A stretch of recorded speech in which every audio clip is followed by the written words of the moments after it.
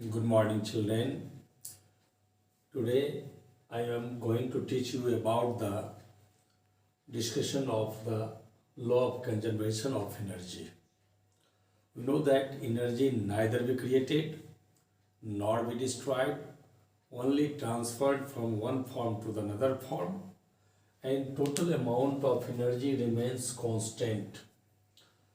With an isolated system is known as law of conservation of energy. So here we have derived the or verified the law of conservation of energy means total amount of energy remains constant.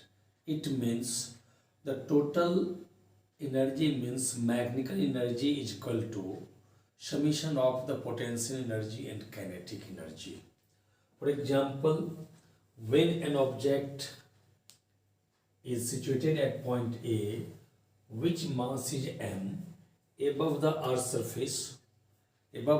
surface, then we can find the potential energy at point A. So potential energy at point A is equal to weight of an object into height of it, means height of an object above the earth's surface is equal to mg into h, is equal to mgh.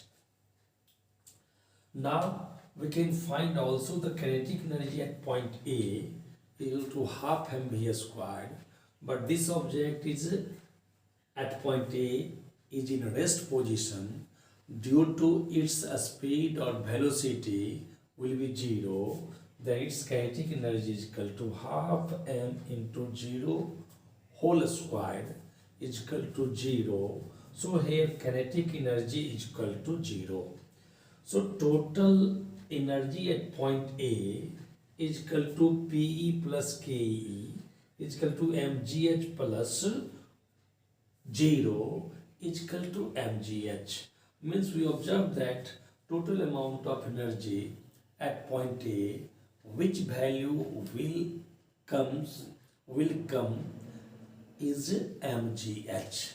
Now when the object which start to moves or falls from point A to B, then it covers the distance A to B is x, but when this object reached at point B, then its height from the earth's surface is equal to h minus x. Then we can find the potential energy of an object at point B.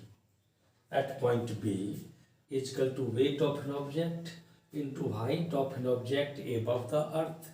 So here weight of an object is equal to m into g, means mg, and height of an object at point B above the earth's surface is equal to h minus x. So here mg into h minus x is equal to mgh minus mgx. So here potential energy at point B, its value will come mgh minus mgx. Now we find also the kinetic energy at point B. So here in first at point A we can find the total energy at point A is mgh. Again we can find the potential energy at point B.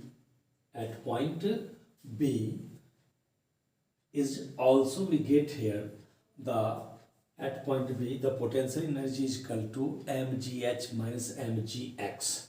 Again we can find the kinetic energy at point B is equal to half mv squared equation first. We know that any object which start to move from A to B, then its initial velocity is 0 and the distance covered from A to B is x. Then v square is equal to u square plus 2gx equal to 0 square plus 2gx. Then v square is equal to 2gx. So we are putting the value of v square in kinetic energy in equation first. So here kinetic energy at point B is equal to half mv squared is equal to half m, and the value of v square is equal to 2gx.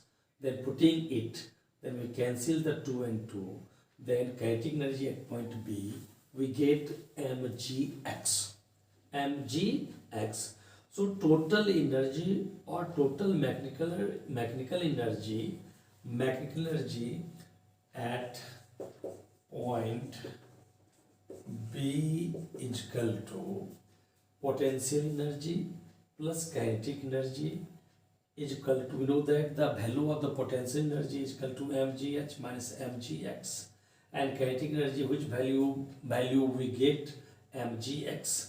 So mgh minus mgx plus mgx cancel, then we get here the mgh again.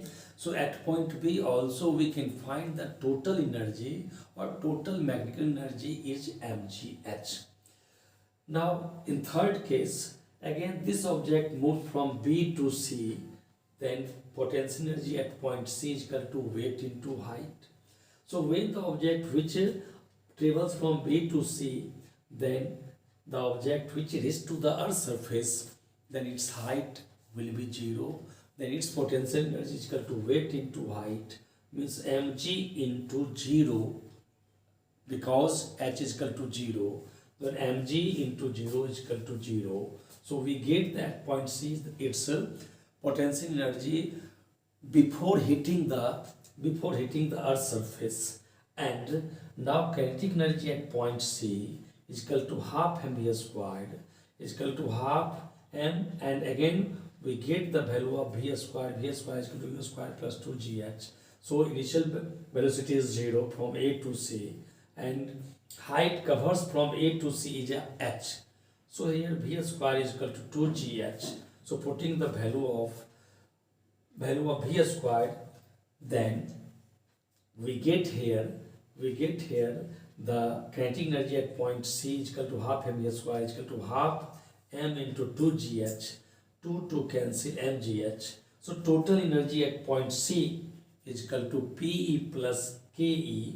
So putting the value of Pe and Ke in this equation, so Pe we have know about the 0, and plus Ke we get the mgh. So here 0 plus mgh is equal to mgh. So all the in cases at point A we get the total energy mgh, at point B we get the total energy is mgh, and total energy at point C we get the mgh by summation of the potential energy and kinetic energy.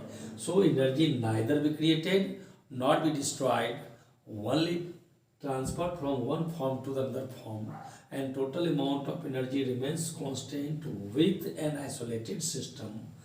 Then it is known as law of conservation of energy. So it is verified. Thank you.